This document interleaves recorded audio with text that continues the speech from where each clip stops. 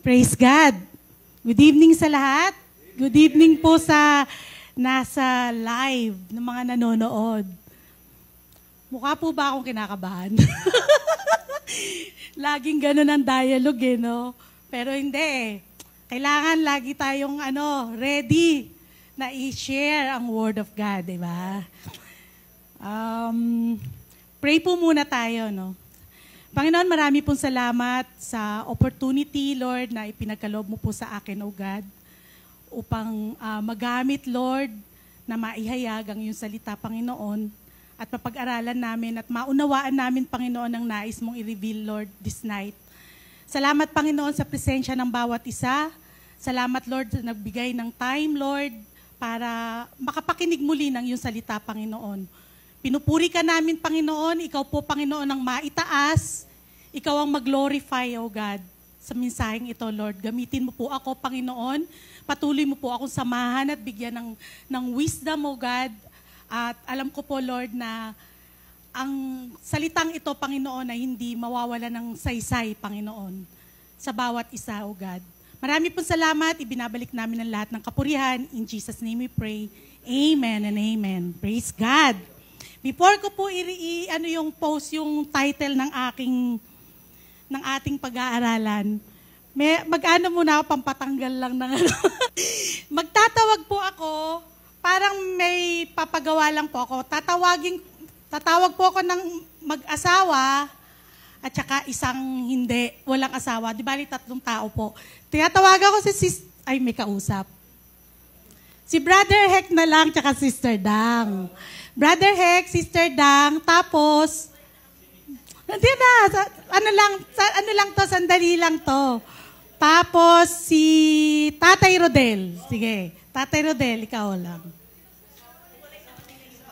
Dito. Hiwalay na ba? Meron ako itatanong, di bali, may itatanong ako kay Brother Heck at saka kay Tatay Rodel. Nang tungkol, okay lang, may asawa. Nang tungkol kay Sister Dang. Okay?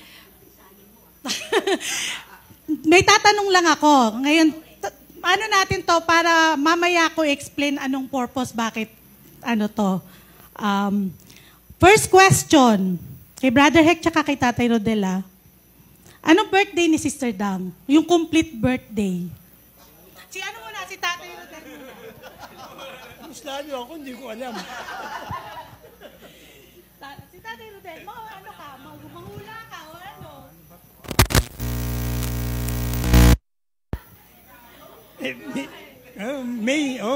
Siguro mga May 32.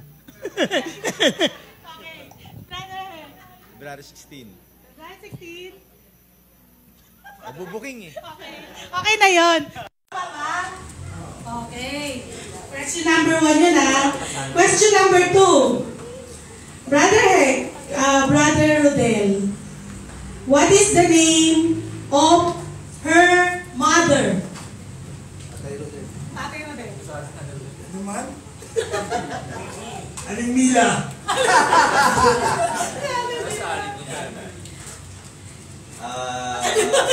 Kasi ganda ng pangalan niya, Carmelita. Wow! Carmelita, tama ba? Tama. Okay. Ito last question na. Ano ang real name, yung buong name ni Sister? Buo with middle name.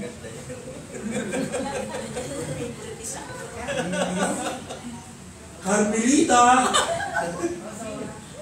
Adora. Ewan ko na iba. Siyempre. Siya yung dalaga, yan yung dalaga. Ang dalaga. Adora. Ganda. Cornel. Middle name niya. Andal. Okay. Tama? Okay, yun lang po. Salamat po. Mamaya ako na lang i-video yung okay. Bakit ko po yung ginawa?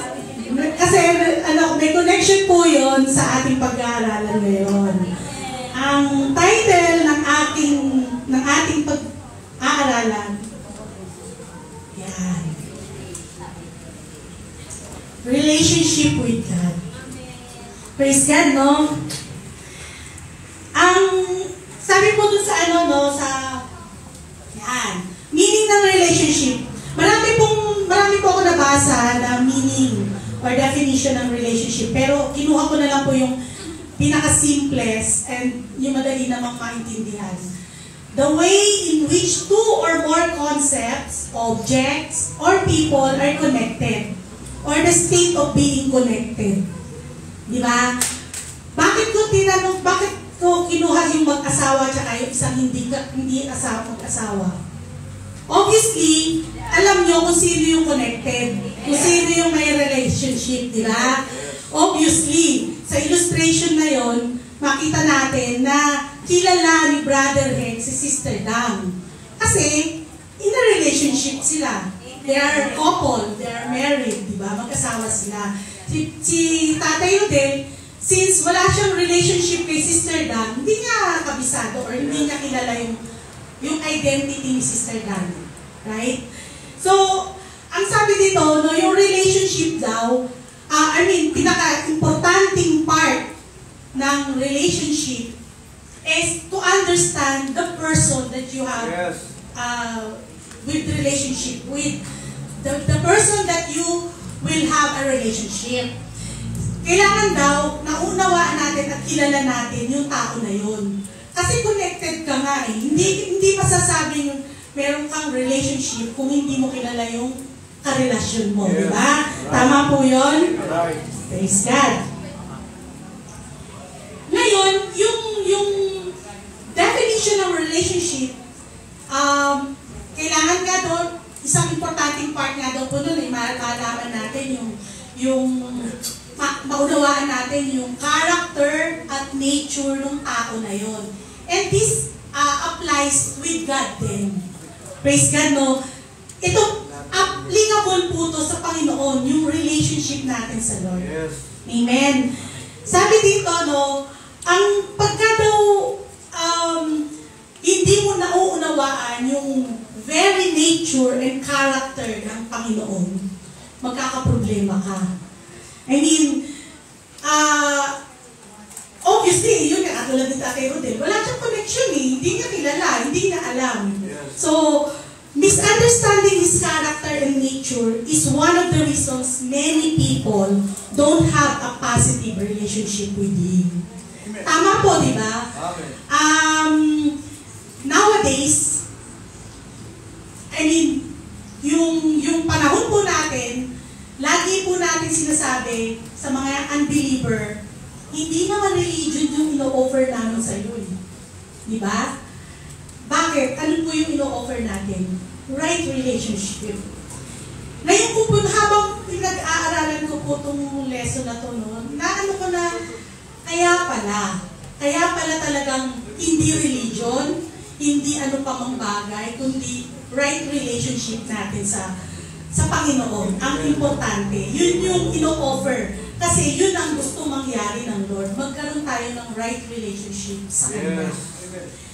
At kaya po, babalikan po natin to, no, yung paano daw po ba tayo magkakaroon ng right relationship with God at saka mauunawaan natin yung character and nature ng Lord. Kasi tulad po nung nangyari sa Garden of Eden, sino po nakakaalala ng nangyari sa Garden of Eden? Kay Eve, kay Adam and Eve.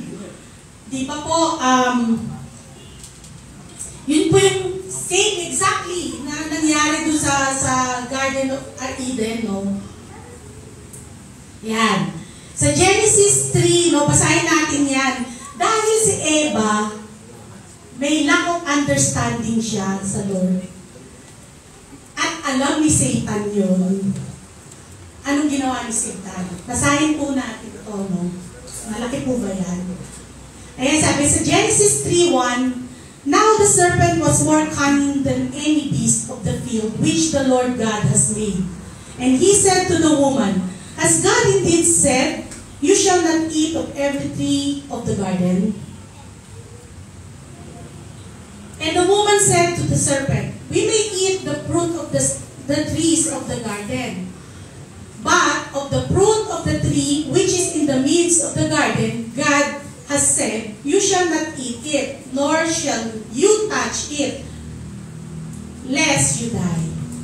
Diba, no? Ito, tapusin po natin yun hanggang ng verse 5. Then the serpent said to the woman, you will not surely die. Grabe si Satan, ano? But, for God knows that in the day you eat of it, your eyes will be opened, and you will be like God, knowing good and evil. So, kung babalikan natin yung storya nila, no, bakit nasilo ni Satan si Adam and Eve? Kasi alam ni Satan na hindi nauunawaan ni Eva yung katangian or character, yung nature ng Lord.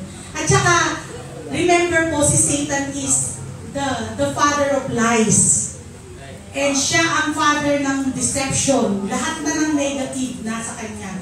Ano po ang ini-imply dito ni Satan? Ano po gusto patunayan ni Satan kay Eve at kay Adan? Malinaw na malinaw po na gusto niyang maramdaman ni Eva at ni Adan na ang Diyos natin ay hindi mabuti. Na ang Diyos niyo ay masama. Na ayaw niyang malaman niyo yung good and evil kasi magiging katulad niyo siya. Kasi mas maralampasan niyo pa siya. Kasi ayaw niyang yung best para sa inyo. Ganun yung mga ini-instill ni Satan sa kay Eva nun eh. Yun ang gusto niyang palabasin kina Eva eh. So, syempre, no, kahit tayo, no, ikaw yung ikaw yung kausap ni Satan. Tapos, hindi mo naman talaga kilala yung nature at character ng Panginoon, ng God the Father. Anong gagawin mo? Syempre, maniniwala ka sa sinasabi ni Satan. Na sinabi ni Satan, alam mo, kaya ayaw niyang pakain sa inyo yan.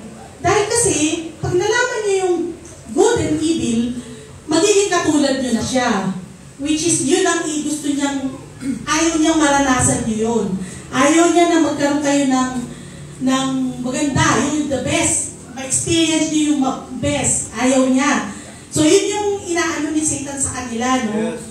Makikita natin dito, grabe talaga si Satan.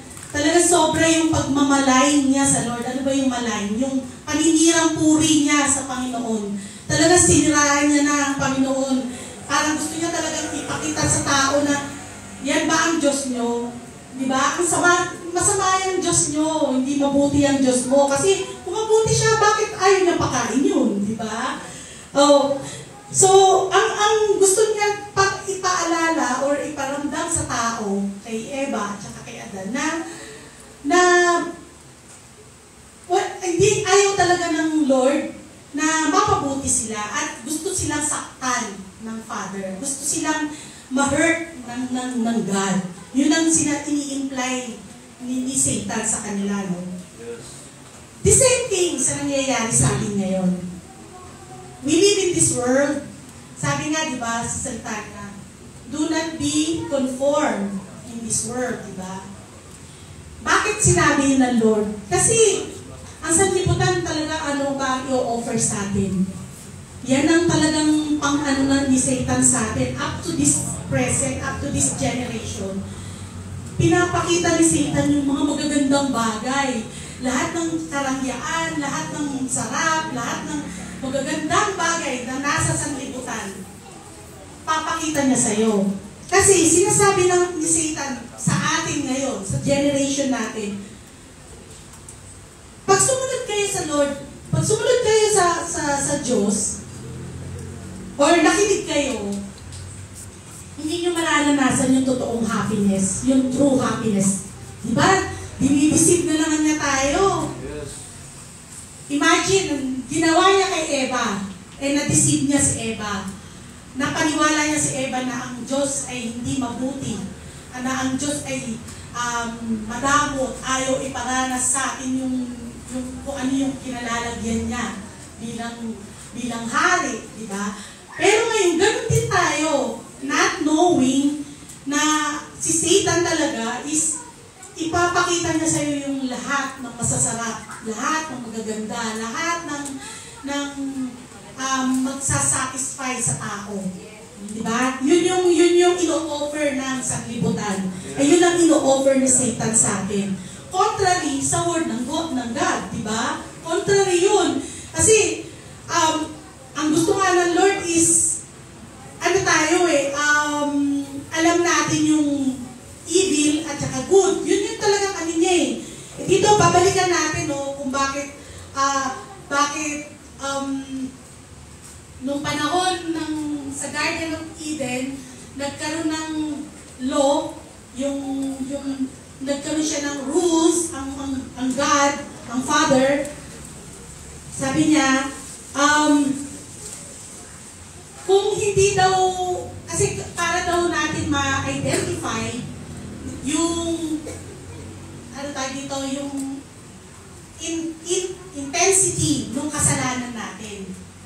Kasi kung hindi daw gagawin ng Lord yun, ito ngayon sa natin, tingnan niyo po, sa generation po natin, maraming unbeliever. Praise God, kasi naniwala tayo eh. Praise God, kasi pinaniwalaan natin na ang Lord ay mabuti, ang Lord ay tagapagligtas, ang Lord ay ang ating healer, siya ang ating provider, siya ang everything natin, di ba? So, praise be to God talaga kasi naniwala tayo doon. Paano naman yung iba na hindi naniniwala, no? Sila na hindi naniniwala. Ginawa na nila lahat. Nag-enjoy sila, sabi dito, drugs, alcohol, sex, rebellion, indulgence of self, success in jobs, and all other things. They tried it, everything, they tried it.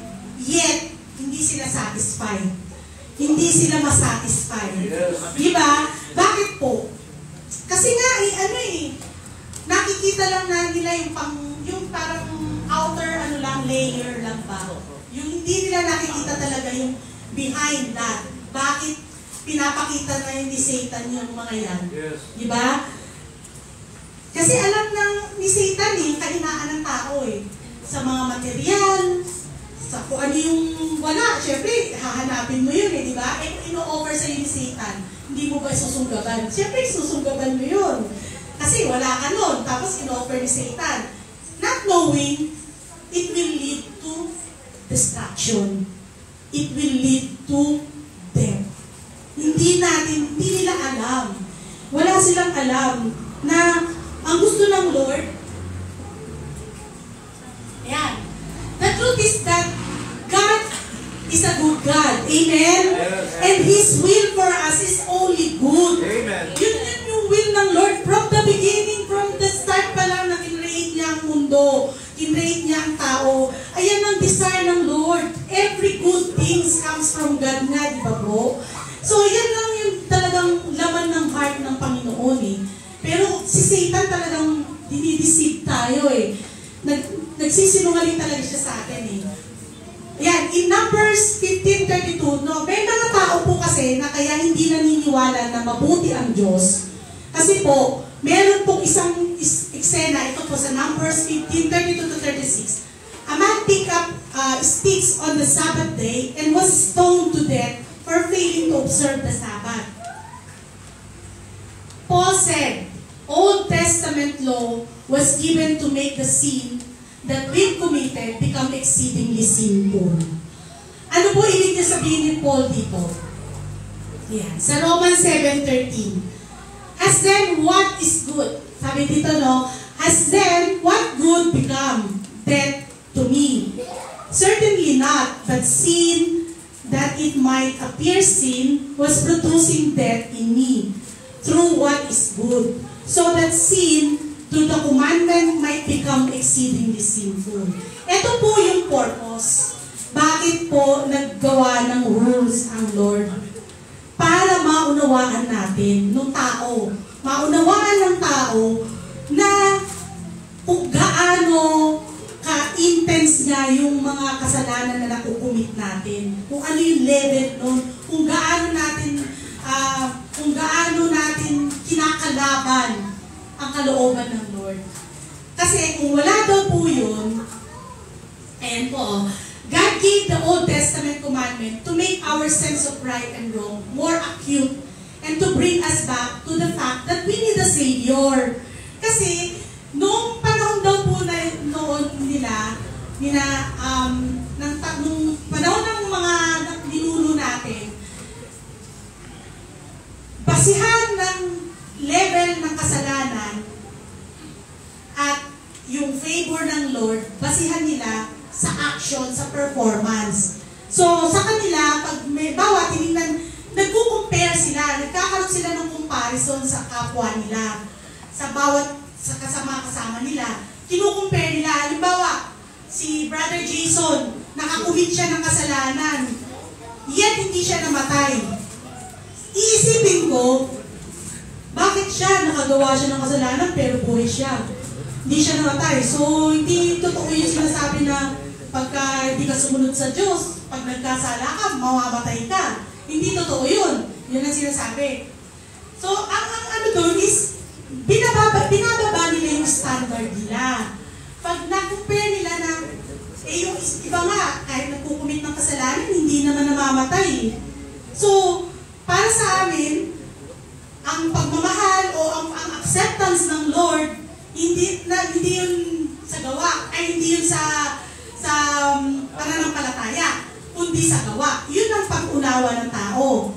Sa performance, tumitingin. Ang akala ng tao, mamahalin sila ng Lord kapag gumawa sila ng mabuti.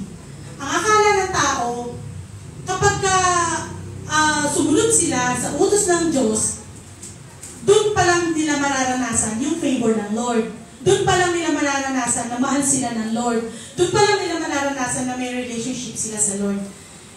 Yun ang hindi nila lubos na nauunawaan. Kasi nga hindi nila kilala na yung nature, yung very nature and character ng God. Hindi nila alam eh. So hindi nila nauunawaan. Kaya yan ng Lord, no? Ang totoong puso ng Diyos is ito po siya eh. God is love. Amen? Yes. Yan yung totoong puso ng Lord. Hindi totoo yung binabase ng Lord na mahal kita kasi mas mabait ka. Mahal kita kasi mas sumusunod ka. Pagpapalain kita kasi gumagawa ka ng tama kaysa sa iba. Hindi ganun pa ang basihan ng Panginoon. Alam natin. Ano po ba ang basihan ng Lord? Diba? Alam na po natin yun. Ang kagandahan lang po talaga natin ngayon dahil sa mga ginagamit na mga kapatiran, ng mga kapastoran na nare-reveal sa atin yung truth na gusto ng Lord talaga na magkaroon tayo ng tamang relasyon sa Kanya. At hindi lang basta natapos sa tamang relasyon. Kailangan talaga saligsigin natin, unawain natin yung character niya. Kasi kung kahit na may relationship tayo, na alam natin may relationship tayo, yet hindi mo na uunawaan at hindi mo siya lubos na kilala, it's useless. Wala yung relationship na, yung right relationship na sinasabi. So, sabi ko nga, parang nakakatuwa lang na yung generation natin talagang pinagpala. Kasi bakit? Yung generation natin, ang ino-offer na ng Lord is relationship eh. Hindi na, wala na yung batas. Yes. Paano naputol yun? Paano nawala yung batas na yun? Paano naalis yun?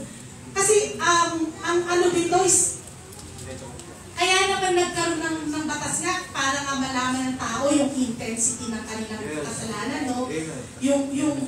Yung gravity ng kasalanan nila. Kasi yun nga, nagkakaroon sila ng comparison. Kaya nagkaroon ng rules, nagkaroon ng law. So, ang ginawa ng Lord, kailangan niyang i-implement eh. Kaya yun dun sa kanina, yung binasa natin sa Sabat, yung stone to death na lalaki, di ba kung titingnan natin, napaka-harsh naman nun.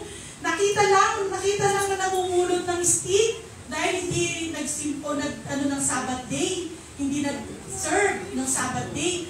Stone to death agad ang inano ng Lord. So, paano naniniwala ang tao na mabuti ba ang Lord na ganun? Ganun ang question nila nun eh. Yun ang inano nila na, mabuti ba yan?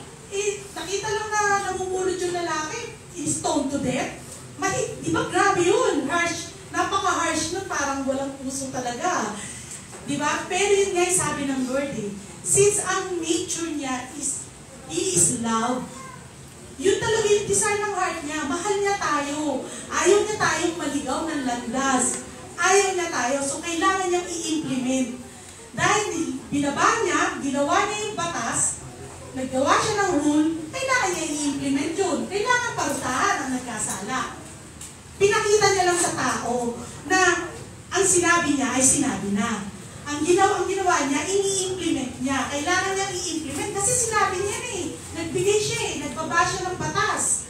Na ganito, pag hindi kayo sumunod, mamamatay kayo. Pag hindi kayo naglingkod, mamamatay kayo. So, ang nangyayari tuloy no, dahil sa kawalan or kakulangan ng understanding ng tao, sa kasarinlan or sa pagkatao ng ating Panginoon. Ganun ang nangyayari, nami-misunderstood natin. Na-misunderstood nila, yung panahon nila, no? Na-misinterpret nila yung ginagawa ng Father. Nag-implement ng rules, and then sobrang harsh nung parusa, yung punishment. Pero hindi nila alam, behind that may purpose ang Lord. Behind that may purpose ang Lord. Hindi niya gagawin yun. Yun nga kasi kailangan niyang i-implement yun dahil sinabi niya eh. Di pag kung sinabi niya, hindi niya gagawin. Hindi siya Diyos. Wala siyang isang salita. That time, ganun siya. So ngayon, dahil nakita ng Lord, matigas talaga ang ulo ng tao. Hindi talaga kaya sumunod. Anong ginawa ng Lord? Para magkaroon tayo ng right relationship with Him. Pinadala niya si Jesus Christ. Amen, no? Praise be to God. Because of Jesus Christ, we are now having a right relationship with Him. Diba? Puri na Panginoon talaga. Dahil sa pagmamahal ng Lord sa atin, binigay niya ang kanyang bugtong na anak para lang magkaroon tayo ng right relationship. Ang dali na lang ngayon, no? Magkakaroon ka lang ng naniniwala ka lang may right relationship ka na. Hindi ka tulad nila. Kita mo, namulot ka lang ng hindi ka lang matid ng Sabbath day. Stoned to death ka na agad. Nakakatakot yun, di ba? So ngayon tayo, ino-offeran tayo ng relationship ng Lord. Amen? Ang purpose niya no talaga is, kung ano yung purpose niya noon, hindi magbabago yun. Same purpose. Mangyayari yun. To the extent na talagang pinadala niya na kanyang bugtong na anak. Di ba? Dahil sa sobrang pagmamahal niya sa atin. Dahil gusto ng Father na magkaroon talaga siya ng relationship with us. Di ba? Sobra yung sa mag-asawa nga, kay brother at saka kay sister daw. Di ba, nung nagliligawan kayo, nung mag-boyfriend pa lang kayo, kinikilig ka pagka makikita niyo isa't isa, kinikilig kayo, di ba? Kinikilig pa ba hanggang ngayon? Pero yung di ba, yun yung relationship ng tao, ha? Relationship ng tao yun. How much more yung relationship na ino-offer sa atin ng Lord? Nai-imagine niyo po ba kung gaano kasarap, kung gaano kaganda yung relationship na ino-offer ng Lord sa atin? Praise God, no? Eh talagang, nakakalimutan talaga ng tao yung perspective ng Lord about yung acceptance, yung relationship na ino-offer niya. Nakakalimutan ng tao yun.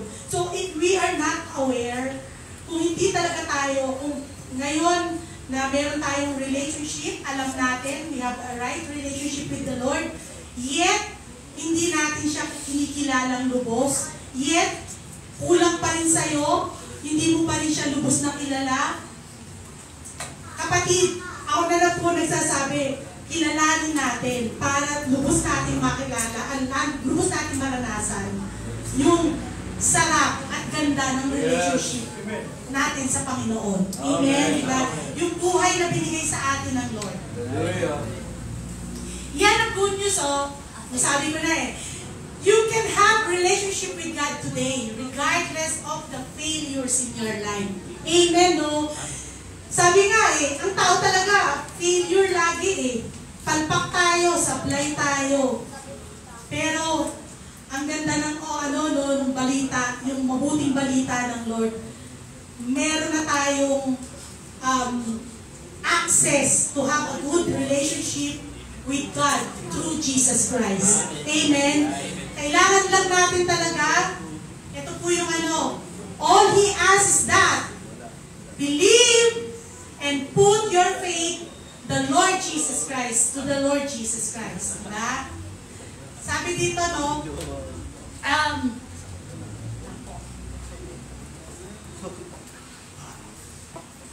ayan, mahal na mahal po tayo ng Lord. Sabi niya, kailangan lang po talaga natin na maunawaan yung nature niya. Huwag tayong magpasilo sa kaaway. Yung kasinungalingan na binibigay ni Satanas sa isip natin, sa puso natin, yung pinararanas ni Satan ng mga pasakit, mga problema, huwag nating tingnan yun, huwag nating paniwalaan yun dahil hindi yun ang katotohanan sa buhay natin. Ang katotohanan, we have a right relationship with God through Jesus Christ.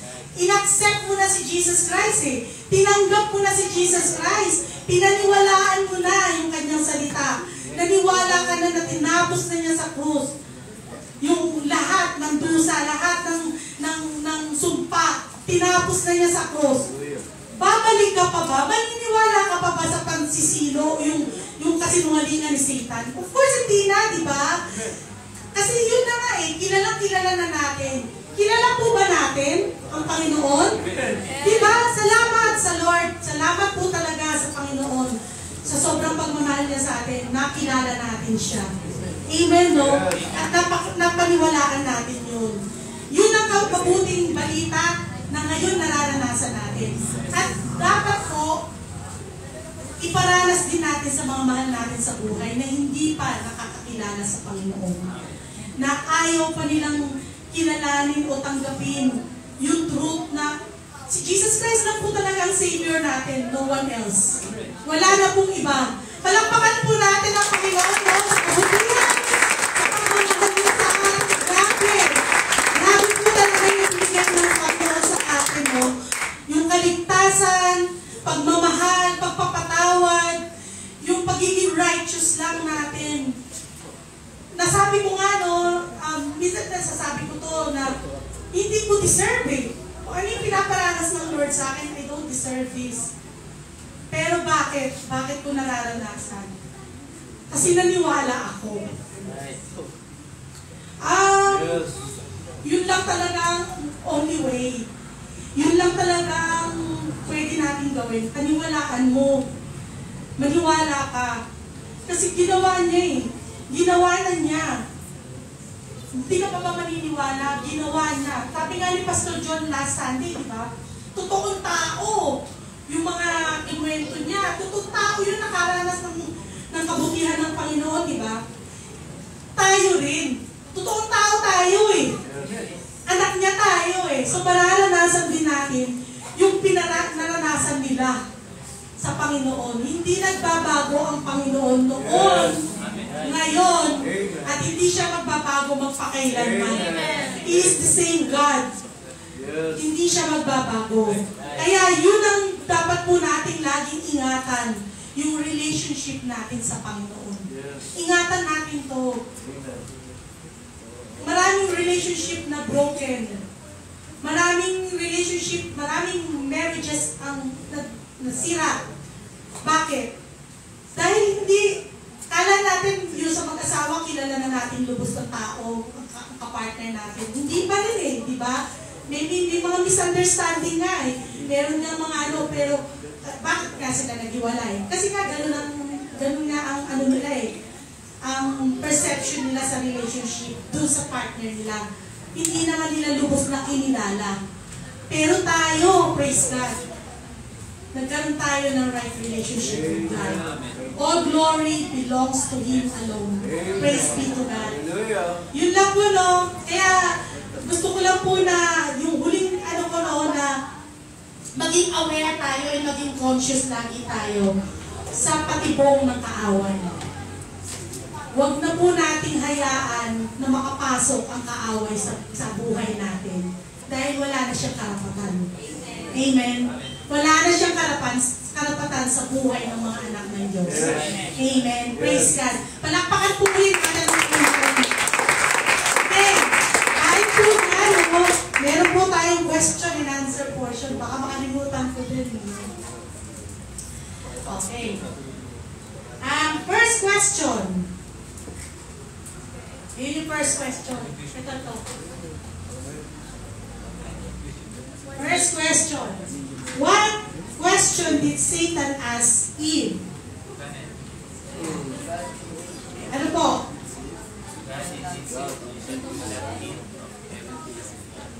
Sabi sa Genesis 3:1, basahin po na yan. Ano sabi niya? As God indeed said, you shall not eat of every tree of the garden. Yun, di ba? Yun yung sagot. Yan yung sagot. Dapat sumagot po kayo kasi meron ako mamaya bibigay na token. Token no? Ayan. Okay. Number 2, question.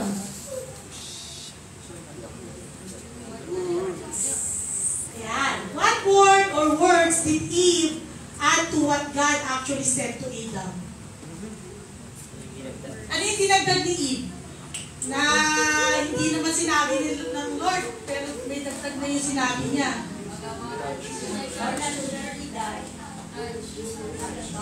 Okay. Sino yun? They should not touch it. Diba? Hindi naman sinabi ng Father yun, hindi naman sinabi ng Lord sa kanila yun eh. Okay. Number 3.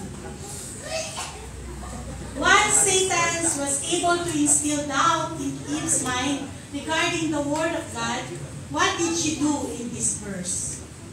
Okay. Genesis 3:6, so when the woman saw that the tree was good for food, that it was pleasant to the eyes, and a tree desirable to make one wise, she took of its fruit and ate. She also gave to her husband with her, and he ate. Ano sagot?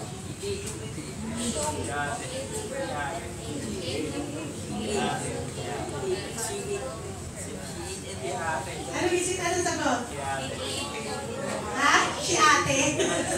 Si ate daw, si ate. Okay. She took and ate of the tree. Tama, no? Okay, number 4.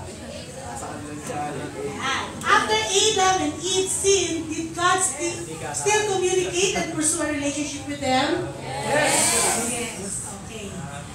5. Why did God drive Adam and Eve from the garden?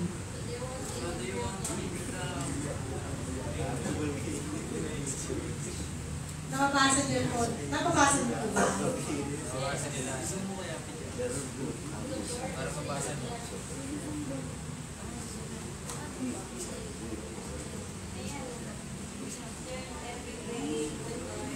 Ano po? 2? Yun.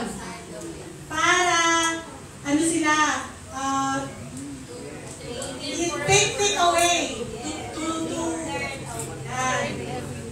Ayan o, will eat from the tree of life and live forever in a sinful state.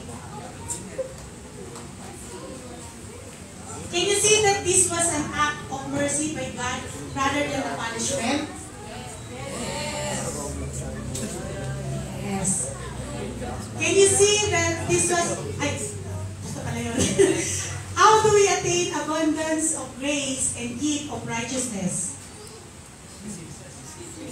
Sa Romans 5:17, for if by the one man's offense death reigned through the one, much more those who receive abundance of grace and of the gift of righteousness will reign in life through the one, Jesus Christ. Ano po? How do we attain now? Receive. Receive. Okay. Receive. Next.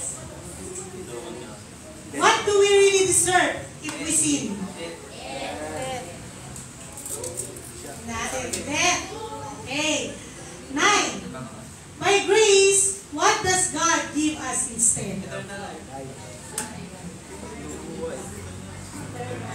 Ano? Eternal life in Okay, 10. If we try to establish our own righteousness before God, what do we fail to do?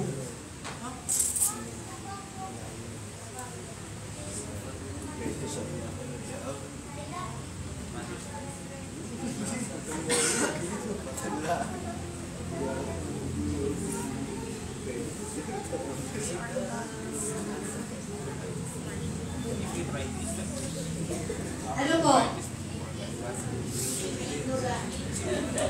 Ha?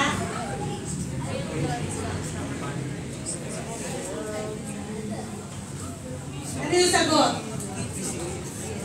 Stop. Ano yun sa answer na? Dapat na-submit to Jesus as our righteousness. Nagpe-fail tayo kapag tayo nagtatry na mag-establish. Okay, next. What does God promise to do with all our sins and iniquities against Him if we would only believe? If we confess our sins, He is faithful and just to forgive us our sins and to cleanse us from all unrighteousness. For what does the Scripture say? Abraham believed God and it was accounted to him for righteousness. So, ano sagot?